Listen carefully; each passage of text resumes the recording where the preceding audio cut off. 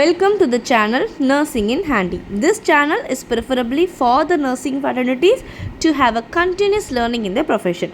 Let's get started in the video. So from the image, can you please guess what the exact topic would be?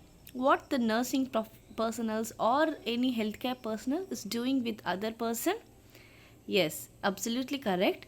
The healthcare personnel is asking the questions from the other person. So mainly in case of healthcare system, we'll be doing the history collection from them. So while assessing their vital signs, while assessment of their physiological structures, we will also ask their history collection, whether it is a family history or socio-economic history or personal history or past medical and surgical history, present history, everything will be collecting the history collection. So while doing this history collection only, it is very easy for us to diagnose any condition. So for example, if any patient is telling us like I'm having pain, so as a healthcare personals, we will be asking that what is the aggravating factors, so what is the relieving factors if you are having pain means, so where is the pain, what is the site, what is the characteristics of pain, whether it is a pricking pain or excruciating pain, so how the pain is, so what all the pain characteristics are, like that we'll be asking certain questions. So based on the patient's data, we'll be asking such question, that is known as a health assessment. So here also they are doing the same. So health assessment can be done by interview method also. So interview method is nothing but we are asking the history collection from them. So here the topic is interview and observation technique. So we'll see in detail about what is mean by interview and observation technique, that too in case of health assessment. So health assessment refers to collect the subjective data through interviewing the client and obtain the objective data by physical examination. So patient will be verbalizing their own signs and symptoms, like sister, I'm having pain in this site, or I'm having abdominal disturbances, or I'm not able to sleep properly, like that. So based on the data which is being given by the patient, we will do the objective data and do the diagnosis. So that is known as health assessment. So based on that their data, we will be doing the physical examination. So for example, if any client is telling us like I am having pain in my arms, so what we will do is we will do the physical examination. So how the pain is, how the site, the pain site is, or if a patient is telling like I'm having wound here or I'm not able to sleep, so we will be assessing the general conditions. So this is the main concept of doing the health assessment. So interview, so the single most important skill that will be need in conducting a health assessment. So if you do the proper interview only, interview is nothing but you are asking the question from the client. So if you never touch the person but you can conduct a good interview, you have at least 80% chance of coming up with the correct diagnosis. So that means without even touching the patient, that is 80% of the diagnosis can be done by mere interview method, that is mere history collection itself we can identify the diagnosis. So interview outcome, so how the outcome will be is we'll be having a good professional relationship among the healthcare workers as well as the client or the care seeker. And also while doing the proper interview techniques, we will get all the information related to their health and how the prognosis will be, what are the characteristics of the data that the patient has given, and they will we will also get the information related to physiological, psychological, socio-cultural and spiritual backgrounds. And to participate with the care seekers in identifying the concerns and enhancing their health status. So we are also participating in among them to identify or to rule out what the exact condition is and what is the exact health status. So the good interview skills, so as the nursing professionals, how our the skill should be in collecting the data. So first is we have to see that the whatever the data they are giving us, it is complete and reliable information. So inspires the trust and confidence, so we must have a trust and confidence on the patients and produce a state of comfort. We have to provide them comfort, then only what happens, if they are feeling comfort only, they will reveal all the informations they are like if they're having pain or they're having any GI disturbances or they have any sleep disturbances or they are having any past medical history, that and all will be revealed only when they feel comfort with us. So only we have to maintain the proper interpersonal relationship among the clients. Next is enhancing the likelihood that a person will participate in her care. So we must give assurance that, so if they are telling any data to us, like they are having any fever or any abnormalities related to elimination or mobility, so they should have a trust that if I tell something to the healthcare professionals, that can be they will help us in ruling out for identifying any diagnosis or helping us to identify any conditions. So the purposes: to establish a database of clients' normal abilities, to identify the risk factors that can contribute to dysfunction, to know any current alteration in function, to get a clear picture of client's health status and health related problems. So when we do the proper interview or proper health history collection only, what happens, we can rule out all the disease signs and symptoms, aggravating factors, precipitating factors, or whatever it is, we can identify and rule out the exact diagnosis. So next is, when we are doing the proper interview only, what happens, the patient's strength and weakness can be identified, and it helps to formulate any conclusion or problem statement. So we are drawing out the nursing diagnosis, so only we will come to know the proper problem statement. To organize collected information, to build a rapport with patient and family. So only what happens, if a patient is not telling properly any information, we can collect it with their other family members. So how the interview setting should be? How the interview setting should be? A need for comfortable seating and clothes on, a need for privacy. That means you should not make them to tell all their information in front of other persons or other people.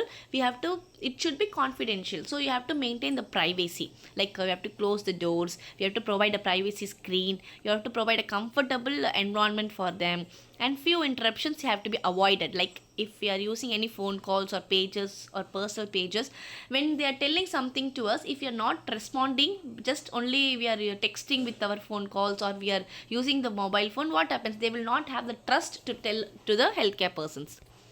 So next is preparation for interview. How you have to prepare is, first is read the chart.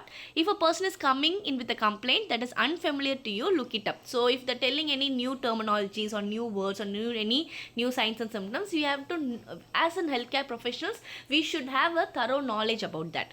Next is, we have to build a rapport with them. Like when we build a proper rapport only, their anxiety can be ruled out. Next is, nervousness or distress can be relieved. Next is orientation. So first we have to start with the orientation. That is, first we have to build up the good interpersonal relationship by introducing by our name and what is the role. So for example, if I am a nurse, means I will be telling them I am the nursing officer. I am going to ask certain questions from you. Kindly feel free to answer all the questions, like that. Or if you are any other healthcare personals or doctors, we have to first introduce ourselves. Then you have to ask the person to be preferred by Miss, Mrs. or by using any salutation. Next is, specify the length of time for the interview. Like can you please give me 10 minutes to question you, like that. Next, you have to ensure the privacy, comfort and confidentiality. You have to ensure that whatever the information the patient is telling you, that has a confidentiality, and we have to provide a comfortable environment, and we have to ensure that privacy is given for the patient. So next is, clarify the expectations. So neither person will be frustrated. Like we have to tell them, like we are going to ask these questions, like that. Next is the expectations are based on the past experiences, so we have to clarify it in a proper way.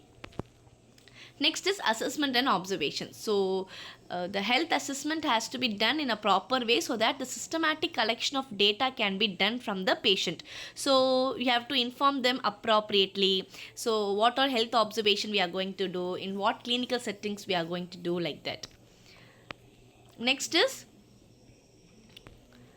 head to toe assessment. So head to toe assessment begins with the observation. So first is inspection, we will do it. So from the head to toe, we will doing the examination or inspection of any abnormalities is there, how is the facial features, how the head is, how the hair distribution is, how the patient is feeling, whether he is oriented to time, place and person, or any if they have any oozing from their wound, or if they are having any tenderness like that, by seeing inspection itself we can identify the head to foot examination.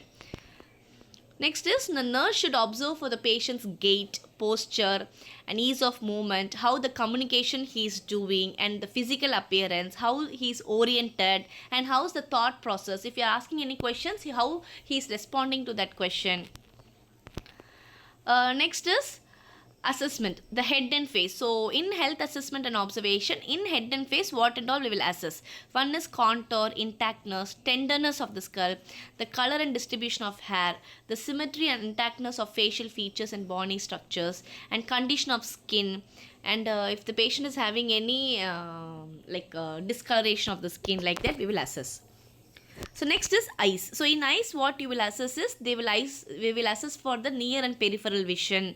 So we will be using the Snellen chart. In case of pediatric population, we'll be using the kindergarten chart, or if a person is illiterate, we'll be using the E chart like that. Next is we have to assess the symmetrical, how the eyes are symmetry, position, how the person is blinking it, whether a proper blinking is there, proper closure of eyes is there, ptosis are there or not, like that. Next is color and clarity of the sclera. Next is conjunctiva, we have to check it, transparency of the cornea, and pupillary response to light. So we have a mnemonic known as PERLA, that is PERRLA. Pupil is equal, round, reactive to light. So that is the unaccommodated, A for accommodated. Next comes your body region, the ears. So here we will be assessing the alignment, position, size, shape, and symmetry, and intactness of the ears. So the external auditory canal, the superficial lymph nodes, and the internal auditory canals can be done. So next comes your the nose, mouth, and oropharynx. The symmetry of the nose, nasal canal, how the lips and gums are, how the teeth is, and we'll be asking them to swallow, and we have to ask them to pull out their tongue and show, and how the ulla is, whether it is infected or whether it is a normal, how the color of the tongue is, whether they have a coated tongue or not, like that. Next is the neck. So in neck, what you will see is, we will see the range of motion of the neck. Carotid pulse we have to see. We have to jugular vein, whether it is distended or not, like that. Next is lymph node, whether it is palpable or not palpable. So, and trachea, like that we have to check it. So next comes your upper extremity. So upper extremity, what and all we can check is same. Again, range of motion, whether he can do the pronation, supination, abduction, adduction is done or not. Pulses can be checked, like brachial pulses and radial pulses. Then deep tendon reflexes can be done, and shape, color, and thickness, cleanliness of the nails can be done, seen, and how the nail is, whether it is a clubbing of nail is there, whether neatness of nail is there or not, proper trimming of nail is done or not, like that we have to check it. Next comes the posterior chest. We have to check for the respiration, shoulder, spine alignment, posture, whether the patient is having any lordosis, kyphosis, like that. Next is we have to check the vertebrae. Next comes your anterior chest. In anterior chest, we have to check for the respiration, skin, heart sound, and also the lymph node if indicated. Next comes your abdomen. So in abdomen, we have to check the skin, the abdomen itself for contour and movement. Bubble sound has to be checked for the patient. Next is lower extremity. In lower extremity, same as that of upper extremities, like range of motion exercises, pulses can be checked. Any deformity is there or not. Next is motor strength and sensation has to be checked. Next comes your the legs, ankles, and feet. Next is the neurological system examination. So if a patient is having any neurological conditions, we have to separately do the neurological examinations, like coordination, person's alertness, orientation, and thought process. Next comes the genitalia and rectum. The skin and mucosa, the urethra, and the other openings can be done. The next is components of health history. We have various components like present health history, past and present surgical history, family history, personal history, nutritional assessment, everything has to be done. So based on the population, like if it is a pediatric population, again we have to go for the growth and development assessment, like that. Next is other focused assessment is for specifically for any disease condition, we have to do the assessment. For example, if a patient is coming for fever, so for that person you cannot give the CT or MRI. So in that cases, based on the condition of the patient and based on the history collection what we have collected, we have to give the focused assessment, like diagnostic imaging studies, blood glucose levels, blood laboratory studies, ECG, and body mass index, mental health examination, neurovascular examination, pain assessment, sensory perception, skin assessment, urine analysis, like that. Next comes your biographic data. So biographic data will be asking from the previous when the patient comes to hospital itself, we will be assessing all the biographic data from the patient. So next is chief complaint. So after collecting the biographic data, we'll be dealing with the chief complaint. For what purpose the patient is seeking the medical care. So at present, what signs and symptoms the patient is having, and it should be documented in the client's statement. So if a patient is telling I am having pain, means we have to tell, like the patient stated the patient is having pain, like that we have to state in their own sentence. Next is history of present illness. So in present illness, what we will check is like how the onset is, signs and symptoms, duration. So have you taken any treatment or other complaints such as loss of appetite?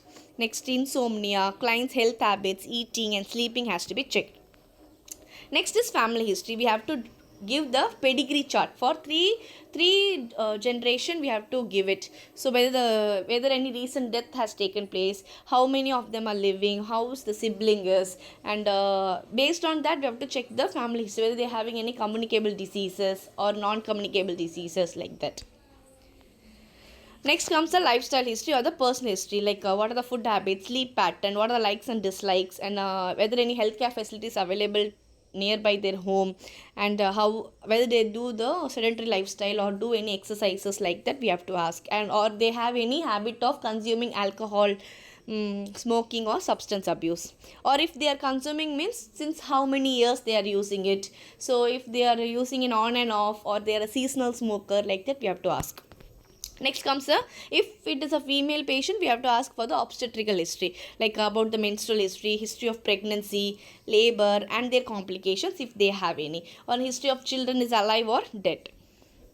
Next is past history. So past history, which consists of childhood illness. Before admission of today, did you have admitted before for any conditions, like that we have to ask in the past history. Next is pain assessment. For example, if a patient is having any pain, so in that cases we have to do the pain assessment, like PQRSTU, mnemonic we have to follow it. There are various mnemonics like Socrates, also there is a mnemonic, but for PQRSTU, like provocative, what makes your pain worse. Next is palliative, what makes your pain feel better. Quality, what is the quality of pain, how you are feeling the pain is, and quantity, how bad is your pain is. Next is region, at what region you are feeling the pain. Radiation, that means if you are having any pain, sometimes it is localized to that particular place, but sometimes what happens, it can radiate to other part of the body. So we have to see it whether it is a radiating pain. Or severity of pain, so we have to give them any scale. So based on the condition of the patient, we have to select the scale, and we have to ask the patient to give the numerical. So whether you can use numerical scale or visual analog scale or flag scale, like that we have to assess it. Next is timing, at what time you are getting the pain, whether in morning you are getting the pain or night, whether it is just an example that it is a pain, but you can also use it for fever. Sometimes what happens, we have step ladder fever, malaria and all. Sometimes what happens, at evening we have a high peak of fever. So like that we have to see how your fever is. So if you are having pain, means how the pain is. So what is the relieving factors, like that we have to assess it. Next is treatment. So have you taken anything? So just example I'm telling you, like if they are having pain, means in that pain have they are taking any over the counter medications, like that. And so what you're understanding about causing of pain, like that we have to ask it. Next is nutrition assessment. So nutrition assessment have uploaded a separate video related to pediatric nutrition assessment in the format of ABCDE. So kindly go through that video so that it will be easy for you to do the nutrition assessment. So we will not go in detail about what is nutrition assessment, just a gist I will tell you. So in nutrition assessment we will be having the process of ABCDE.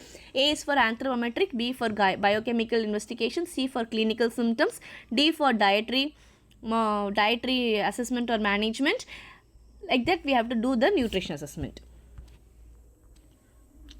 Next is sleep and rest. So sleep and rest comes under the personal history itself. So in sleep and rest, what you will ask is for how much hours you are sleeping.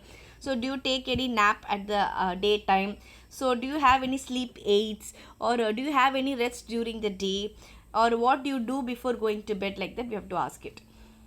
So next, after collecting all the information by the interview method, by patient history collection, we have to do the proper diagnosis and do the proper documentation of the health observation, what we have observed from the patient. So that should be complete, accurate, concise, legible and free from bias. So we have to be free from bias. We should not write up, winding up own stories and document in the case books. We have to write properly in a complete manner, in a very easily understandable language. Next is, you should not use any without use of non-committal language, not very complicated languages, we should not use it. So we have to write in a contemporaneously or as a close to the time of collection as possible. So it means that you will be collecting the information at morning, you have to document at the night, not like that. But as a nurses, we do the documentation then and there, but we should not have that lagging of documentation. So you have to include the name, signature and designation of the nurse who created it. So for example, I have collected the history from the patient. So I have to countersign by having the name and designation. So we have to keep it very securely, and it has to be very in a confidential way. Next is, avoid using acronyms, abbreviations or jargon and archaic terms. So acronyms or abbreviations, like you should not use your own words. You should not use your own short forms like that. So that's all about the health assessment and observation with the method of interview technique. So this is about the health assessment, we have to do it. So what all questions we have to ask it from the patient when we are doing the health assessment. So while we do the health assessment in a proper way, like that means if you are asking any question from them or doing the proper inspection itself, we can identify 80% of the cases can be identified properly. Then we can. Thank you for watching the channel. If you have any doubt, kindly drop down in the comment box. Kindly like it, share it and subscribe it, and thank you for watching.